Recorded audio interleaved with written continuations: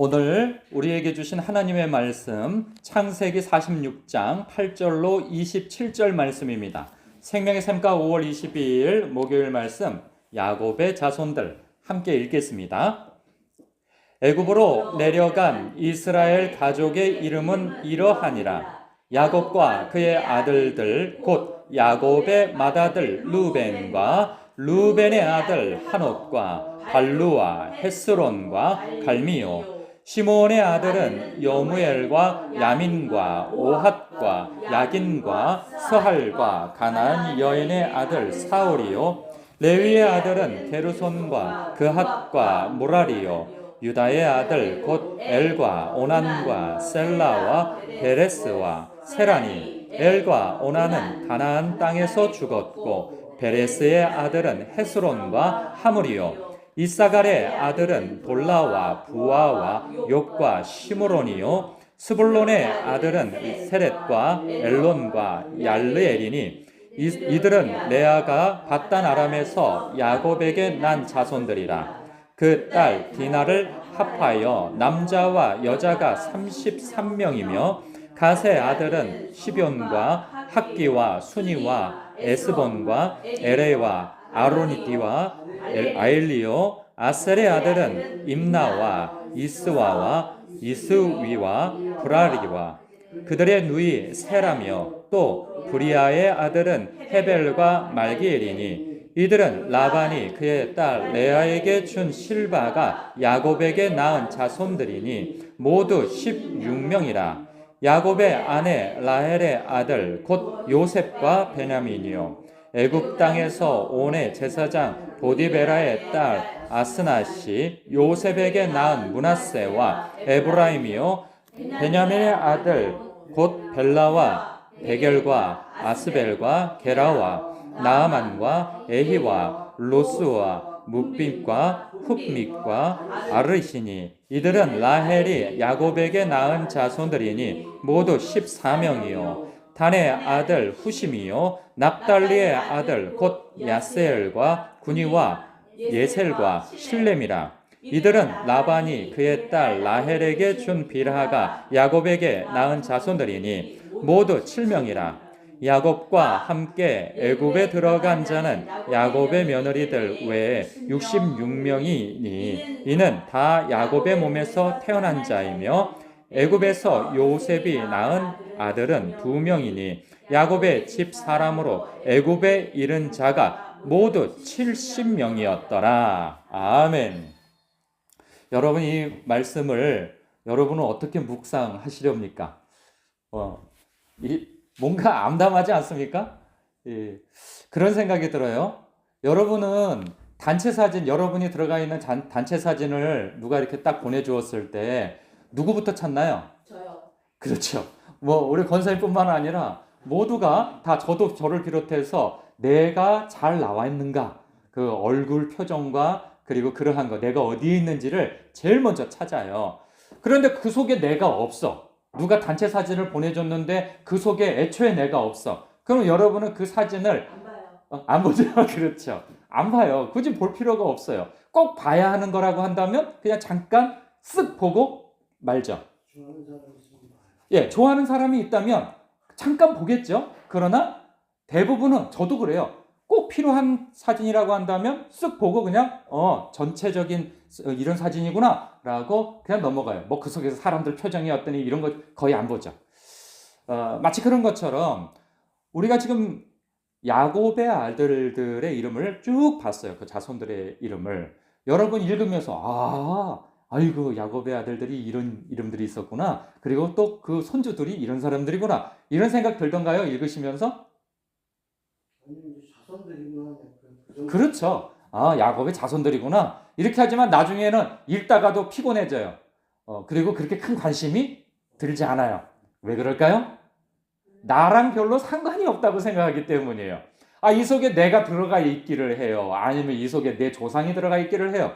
그렇지 않아요. 그러니까 이게 별 관심이 없게 되어지고 이게 피곤해요. 읽으면서도 피곤해요. 읽기도 힘들어요. 단어가. 우리의 익숙하지 않은 단어들이 막 이름들이 들어가 있으니까 읽다가 포기하게 될 지경이죠. 그런데 누구는 읽을까요? 야곱의 후손들은 다르겠죠. 그 후손들이 누굴까요? 첫 번째 독자가 출애굽한 이스라엘 백성이에요. 예, 출애굽한 이스라엘 백성, 그들을 영도했던 지도자가 누굽니까? 모세죠. 모세오경이라고 하죠. 모세가 쓴 성경이 몇 권이에요? 5권입니다. 창세기, 출애굽기, 레위기, 민수기, 신명기. 그래서 첫 번째 책인 이 창세기를 그들은 아무래도 신명기까지 다 보겠으나 첫 번째 창세기를 읽을 때 이 대목에 있어서 그들이 졸다가도 귀가 번쩍 열리고 눈이 번쩍 뜨이지 않겠는가? 왜 그럴까요? 자신들의 선조가 이 안에 있고, 뿐만 아니라 그들은 그 족보를 중요하게 생각하잖아요. 그런데 가령 유다 지파이니 베냐민 지파이니 르우벤 지파이니 자신들의 그 지파별로 있는데 그 지파별의 그 선조의 이름이 언급되어지고, 그리고 자신들이 어떤 경위를 통하여서 애굽에 들어가 살게 되었는가 400년 동안 그랬을 때 우리가 처음부터 노예는 아니었구나. 우리의 그 선조 가운데 요셉이죠. 요셉이 이 애굽에 아주 굉장한 큰 공을 세웠구나. 그러한 까닭에 우리가 이렇게 들어와 살 수 있었구나라고 생각하게 되어지는 부분이죠. 그렇기 때문에 아무래도 이 자긍심이 생겨날 부분이 바로 이 부분인 거예요. 그리고 그들이 또 하나 이곳에서 발견되어진 것이 무엇이며 하나님께서 그들의 족보를 여기다가 싹 이름을 넣어두신 까닭이 무엇이냐라는 거예요. 그것은 이러한 까닭 때문에 그래요. 하나님께서 더 거슬러 올라가면 아브라함에게 창세기 15장에 보면 그와 언약을 맺을 때 이런 말씀을 하셨어요. 내 자손이 이방에서 객이 되어 그들을 섬기겠고 그들은 400년 동안 내 자손을 괴롭히리니 그들이 섬기는 나라를 내가 징벌할지며 그 후에 내 자손이 큰 재물을 이끌고 나오게 될 것이다. 이렇게 예언을 하셨단 말이죠. 그 예언이 어떻게 되어졌어요? 400년이 지나서 400년 사실 더 지났죠. 그런데 그 후손의 그 열매가 자신들의 힘을 알게 되어지는 거예요. 예, 굉장히 거슬러 올라가서 아브라함하고 하신 그 언약이 자신의 때에 이렇게 이루어진 것을 확인하게 되어지는 대목이 바로 이 대목인 거예요. 자신들이 산증인이잖아요. 출애굽할 때 10가지 재앙을 통하여서 결국은 하나님께서 그들을 다 나오게 하시는 그 기적을 베푸시고, 뿐만 아니라 맨손으로 나오는 것이 아니고 금은 보화를 다 받아서 그렇게 나오게 되어졌단 말이에요. 이것을 보면서 깨닫게 되어지는 것이 무엇이겠어요? 하나님께서는 당신이 하신 약속을 반드시 지키신다는 것을 발견하게 되어지는 거죠. 자신들이 산 증인이잖아요. 그렇다고 한다면 하나님께서 약속하신 바 자신들에게 있어서 결말은 뭐예요? 가나안 땅에 들어가는 거죠. 하나님께서 약속하신 그 가나안 땅에 대한 약속도 하셨단 말이죠. 그 약속을 지금 받고 발걸음을 옮기는 자들이 바로 이 출애굽한 이스라엘 백성이에요. 그렇다고 한다면 이미 들어가기 전에 하나님께서 우리를 이렇게 이끌어내신 것은 수백 년 전에 아브라함에게 하신 약속이 이루어진 까닭에 우리가 가나안 땅까지 들어가는 것도 하나님께서 우리를 붙들어 거기까지 인도해 주실 것이 분명하다라고 하는 믿음을 갖게 하시는 것이 바로 이 성경이 기록되어진 목적이 되어지는 것이죠. 그렇다고 한다면 우리와는 무슨 상관이 있냐라는 거예요. 우리들도 아브라함의 혈통은 아니나 믿음의 혈통으로서 우리도 이제 새 교회로서 부름받은 사람들 아니겠어요? 이들은 지금 가나안 출애굽한 백성들은 가나안을 향하여서 발걸음을 하고 있잖아요. 그런데 우리는 어디를 향해서 발걸음을 하고 있어요? 그렇죠. 천성, 하나님의 나라, 온전한 하나님의 나라를 향해서 우리는 발걸음을 하고 있단 말이에요. 물론 이 땅에서도 하나님의 통치, 즉 말씀의 통치가 이루어지는 그 통치를 받고 있는 우리들로서는 하나님의 통치, 즉 하나님의 나라를 살고 있는 것은 분명해요. 그러나 온전한 하나님의 나라는 우리가 죽어서 갈 수 있는 것이죠. 그 영화로운 자리에 가게 되어질 그 순간, 그래서 예수님의 영접을 받는 그 지점으로 우리는 발걸음을 하고 있어요. 그런데 문제는 뭐예요? 우리가 거룩하게 사는 것은 잠깐이요. 거룩하고 신실하지 못하게 사는 것은 자주 있어요. 그러다 보면 우리의 삶 속에 내가 넘어지는 것도 있고 또 고난을 당하는 일들도 있게 되어집니다. 그때 우리의 마음속에 침투에 들어오는 것은 무엇이냐? 의심이에요. 하나님이 나와 함께 하시는가? 하나님이 나를 돌보시는가? 내가 구원받을 수 있겠는가?